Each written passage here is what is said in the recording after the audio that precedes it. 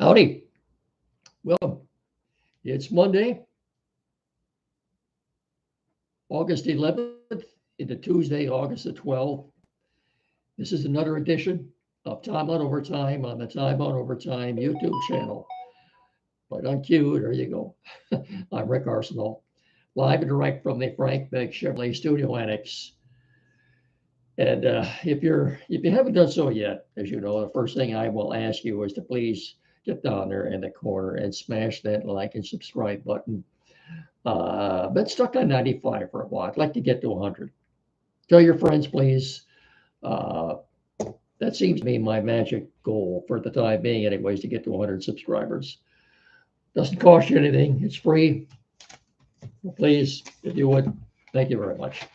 Uh, Baseball and football mainly today. Uh, the weather, the summer of our discontent continues. Uh, Hot, humid yet. I never thought I'd say this. I'll be glad when winter gets here. Anyway, let's get these commercials out of the way before we get started. Okay, here we go. You know, if you're planning on hitting the road this summer, you better get with it because this summer's almost over with. School will be starting in a couple of weeks. You know, make your first stop Frank Beck Chevrolet. You get in there and let the service department make sure your vehicle is ready to make any trip. You know, get in there and they can check all the belts, pardon me, hoses, electrical connections, and to make sure there are no surprises waiting for you. You let them also check the brakes, tires, especially the cooling and air conditioning units, have them top off all the fluids. Like I said, check the tires, and there you go, you're ready to go. So whether your vacation plans are near or far around this great state or country of ours, make sure your vehicle can make that trip. Call the service department at 517-849-2886 to make sure your appointment, or you stop in at Frank Beck Chevrolet at M99 between Hillsdale and Jonesville, and follow them on the web at frankbeckchevy.com. Get in there and experience the Frank Beck Chevrolet difference. Summer is almost over. And I'll be glad when it is. Officially, the first day of fall, I believe, is September 22nd.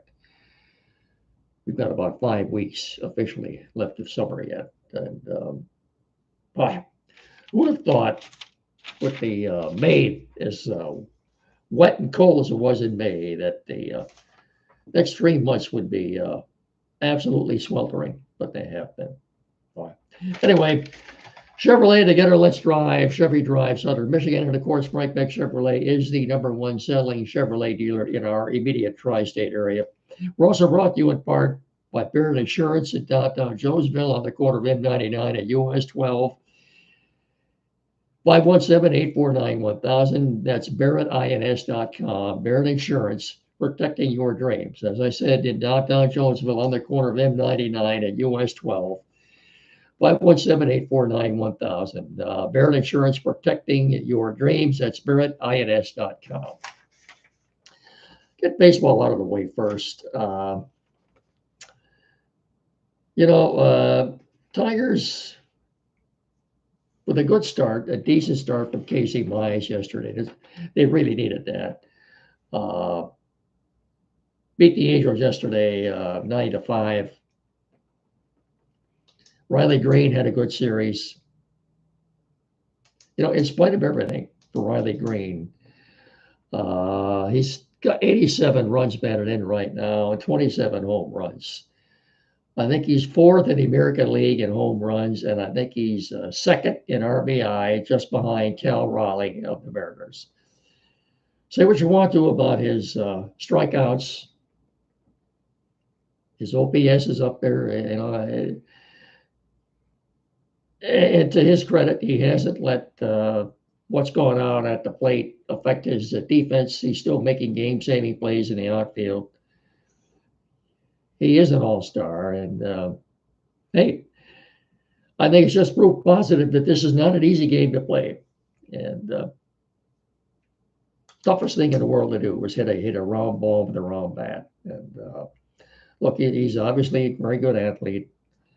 As I said, he has not let his misgivings at the plate affect his defense at all. No, no. Got to thinking too. Tigers, as we speak, are 68 and 51. They're a game behind Toronto. Well, a game behind Toronto for the best record in the American League. Uh, if the playoffs started today, which of course they don't, uh, they would have a first round bye. No. Uh, the pitching matchups for this series now with the White Sox, which begins tonight at Guaranteed Rate Field. For the Tigers, it'll be Chris Paddock. I don't have a very good feeling about this. He's 4-10 with an ERA of 4.91. He'll be opposed by Elvis Peguero. He has no record, but he's got an identical ERA of 4.91. How often have you seen that? Opposing pitchers have an exactly identical earned run average. It doesn't happen very often. Jack Flaherty will pitch tomorrow night for the Tigers. He's 6-11 with an ERA of 4.56. White Sox don't know who's pitching tomorrow night. It's TBD. That's the way it is for the Tigers on Wednesday. That was to have been a Tarek Skubal start, but they pushed him back now to Thursday night in Target Field. We do know Wednesday it'll be the right-hander Shane Smith for the White Sox. He's 3-7 with an ERA of 4.22. Look,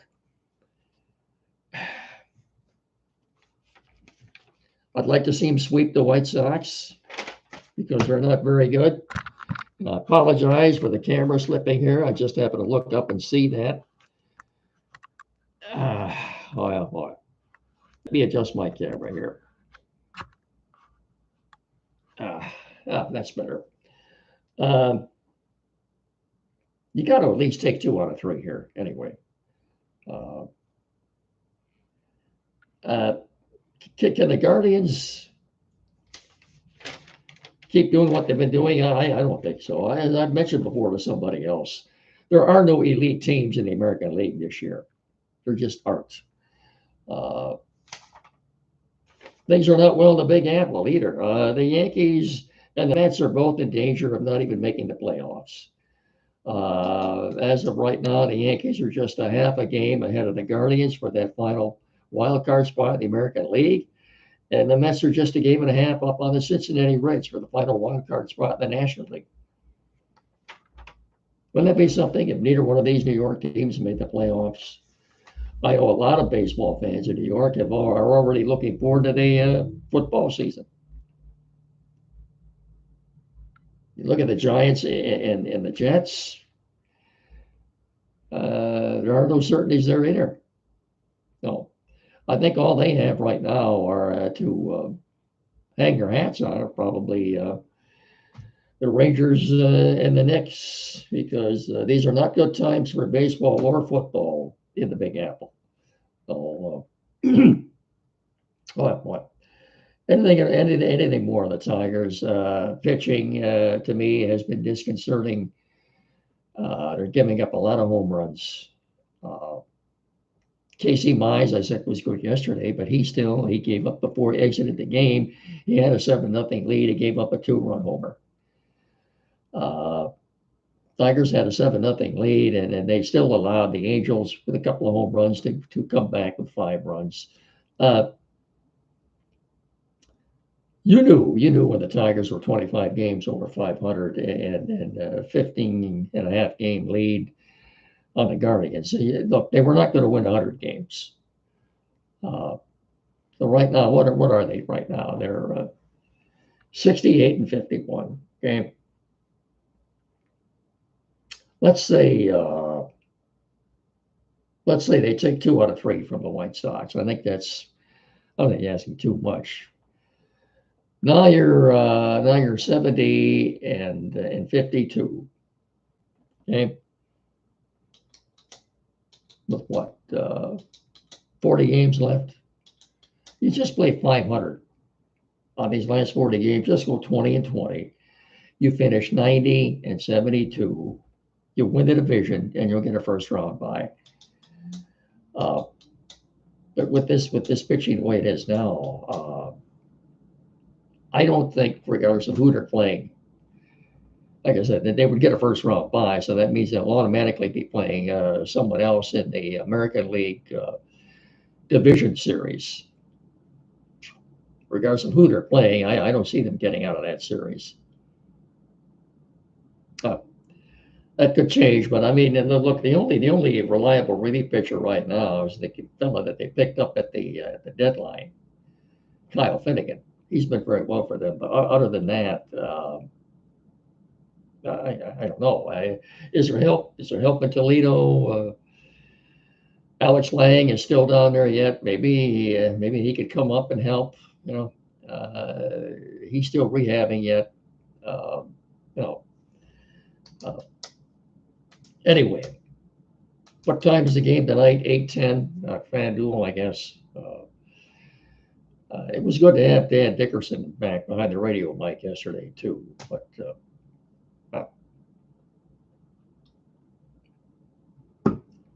anyway, Tigers beginning after these three in Chicago. It's on to Minneapolis for 4 before coming home next week for 6 against the Astros and the Athletics. I'm sorry, Astros and the Royals. Then they have one more Western trip to make in a couple of weeks. They head up to Sacramento for 3 games. On their way back here, they'll stop and play 3 in Kansas City and begin a series at Comerica with the Mets on Labor Day. So that gets you caught up on the next couple of weeks. All right, let's do this and then talk a little bit about the Lions. You know, we wouldn't be doing this if it weren't for the help of Tim Lindley at Quality PC in downtown Hillsdale. 37 Walter Street, 517-610-5372 for all your technical needs, technical service, anything at all. Computers never used, flat screen TV, mounting, programming, setup. Maybe you're changing internet providers, you need that installed. Printers, anything at all. Get in there and see them. 10 minutes, and they're more than capable of resolving any issues you have when it comes to tech services. The only place in our area to go. 37 Walter Street, directly across the street from Fat Jack's Automotive, 517-610-5372. You get in there and tell them Mickey and me sent you, will you? Thank you very much. Lions. First of all, thank God Maurice Norris is going to be all right. That didn't look good initially. And if you tuned in late, there were about 14 minutes and change left on the clock. If you tuned in at that point, you saw the player just standing around while the clock was running. They had just taken Norris away in the ambulance. And I think they did the right thing. And then they were waiting. Apparently, the officials were waiting for some word from the league as to what to do. And finally, the league did call them, let them know with about 6 or 7 minutes left to just suspend the game. And I think they made the right decision. So, who looked good, who didn't look good? I thought the rookies, thank God nobody got hurt. At least none of the rookies did that are going to be starters. I thought Tate Ratledge looked well, played well. I thought Tyleik Williams on the other side of the ball, defensive tackle, I thought he played well. Isaac Tesla looked good, caught a touchdown pass, made a difficult catch look easy, made a couple of very good blocks. What are the chances of him beating out Tim Patrick for that X receiver spot? Not right away, but I think maybe a third or halfway into the season, I think you could see, depending on how Patrick plays. He's had a bad camp. And as I said last week, he left practice early Wednesday with an unspecified injury. But number 18, keep your eye on number 18. It looks like Brad Holmes may have found another diamond in the rough. And his first 3 picks, anyway, all look pretty darn good so far. And so far, knock on wood, no serious injuries to this point either.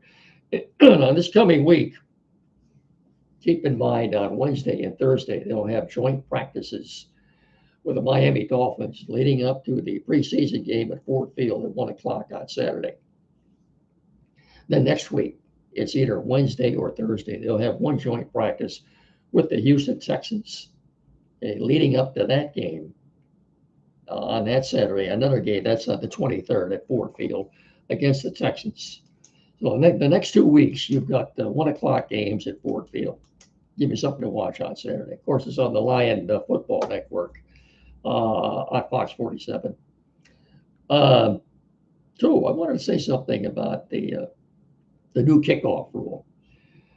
Dave Phipp is a very good special teams coach for the Lions, but it looks to me like they still look a little disorganized yet when it comes to getting acclimated to that rule. I'm sure Dave Phipp will get that all squared away before the season starts, or at least let's hope he does anyway. He's a damn good special teams coach. As you saw in the headlines too, how many chances does Hendon Hooker deserve for the Lions? Let me wet the whistle here.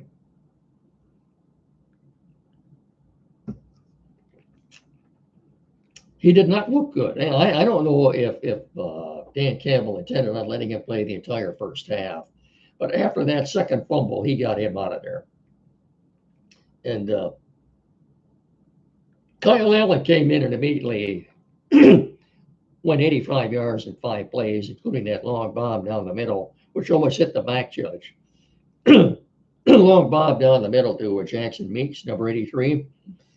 Oh, pardon me. He's the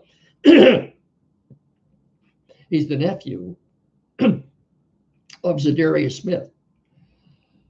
So if he happens to make the team and Zadarius Smith comes back here, as his agent is telling everybody he's going to, it might be the first time you've ever had a combination uncle nephew on the same team.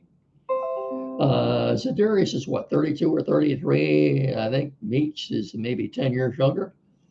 Not a lot of disparity in years there between nephew and uncle, which isn't all that unusual, I suppose. But I thought Jackson Meeks, just to let you know, familiarize, he played a couple of years in Syracuse before transferring to Arkansas. I signed him as a free agent. So far, I think he's looked pretty darn good. You know? I don't know if there's room for all these wide receivers. I think at least he'll make it be on the taxi squad. As far as Hendon Hooker goes, what do? You put him on the taxi squad? Remember, too, that anybody's on the taxi squad is susceptible to being picked up by another team, provided that the other team that takes him has to immediately put him on their 53-man roster.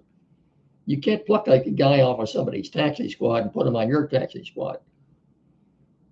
You can take the man with the provided he will be on your 53-man roster. That's specific rule. Other than that, you can't take a man off of somebody else's practice squad and put him on your practice squad. It doesn't work that way. You got to put him on your roster. And if that's the case, I don't see anybody taking Hendon Hooker right now and putting them on their roster. He just doesn't look very comfortable in the pocket. You got to remember too, he's already 27 years old. I don't know. As far as Kyle Allen goes, yeah, he looked a lot better. What was he? 7 out of 8 for 120 yards, 2 touchdowns, a passer rating, I think, of 158.3, which is very good. That's about as good as you could get. Still, I don't know.